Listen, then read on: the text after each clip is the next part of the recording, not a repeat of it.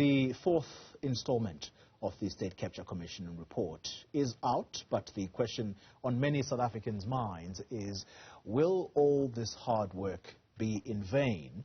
Will we see action taken against those implicated?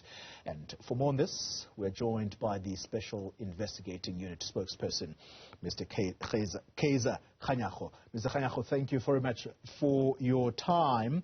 I read with interest your statement suggesting that with this report out, the latest report out, yours is to implement whatever it is that is expected of the Special Investigating Unit. Let's start with what you have said is a societal approach from the side of the SIU. What do you mean by that? Thank you very much, Toli, and thank you to the viewers.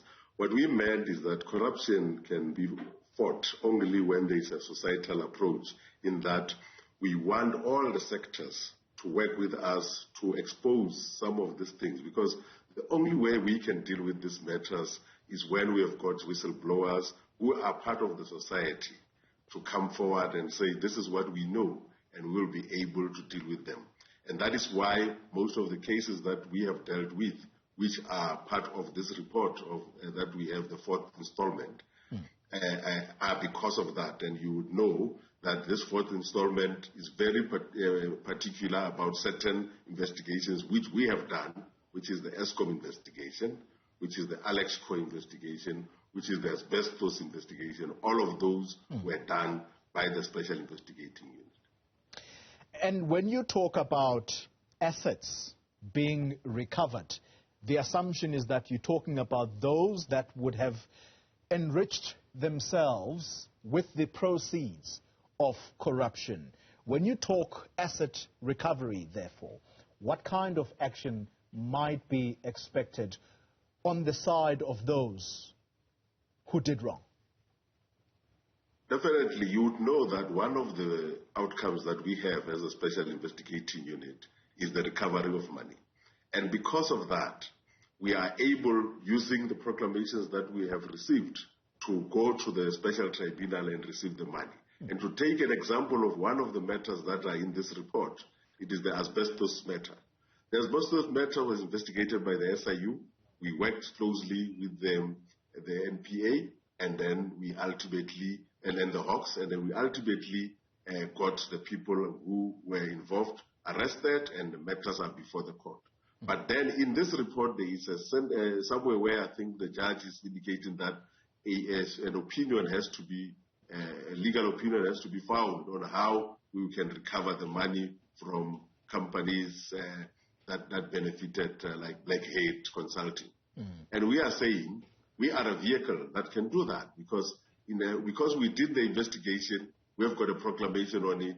We can then take it as part of the outcomes and take it to the special tribunal and recover it without having to go other ways before we get the money. And that we can do as quickly as possible. And in some of the instances, Toli, you would know that when we approach some of these companies, like ABB, for example, when we were doing the investigation at ESCOM, and we approach them with evidence of collusion and all of that, some of them will quickly come and say, we want to pay back, and we were able to recover an amount of 1.6 billion rand that was given back to ESCOM through our investigation. Therefore, we continue to do that to make sure that there is consequence management. But that doesn't mean because you've paid back the money, you are not going to be liable to be prosecuted where you have been found to be laundering money or you did other criminal offenses.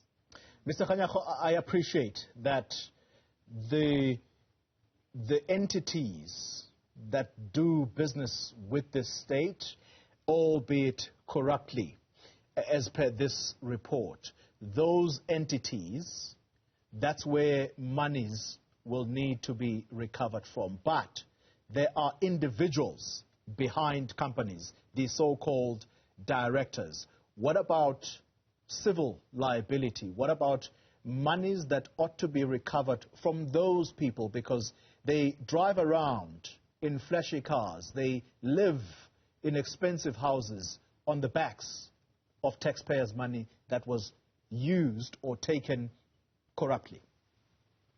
Yes, when we do our recoveries, Toli, we look at where the money went. And that is why you would look at some of the cases that we bring before the special tribunal. We cite a lot of people. Let's take a simple example where that people will remember with the digital vibes matter. We had 30 something, I think it was 33 people already cited there, and now we added another 5. And the idea behind that is to go to each and every person who have benefited in the amounts, and we track them up to 3, 4 levels down, and we are able to then say everyone who has benefited will have to bring back the money. And sometimes we come, for example, we come to you as the company that has benefited, and we say, you benefited 150 million rand. We want it all from you. And then those companies will say, but not all the money is with us. And we say, okay, tell us who the money went to, and we can go down to those levels and make sure that we recover the money. And we have seen that in the matters that are before the Zondo Commission, that we have worked with the NPA and the Hawks to arrest people who benefited in the asbestos matter. And we want to recover the money from all of them. Yeah. Final question, therefore. When you talk like that, you make some people, salivate, because we want to see action at the end of the day. And so when you have someone like Mosebenzi Zwane, for example, who was not only an actor in the Free State, but would later be an actor in the national sphere of government as Minister of Mineral Resources. The State Capture Commission of Inquiry is very clear about him, that he's got to be referred to the NPA with the possibility of criminal prosecution.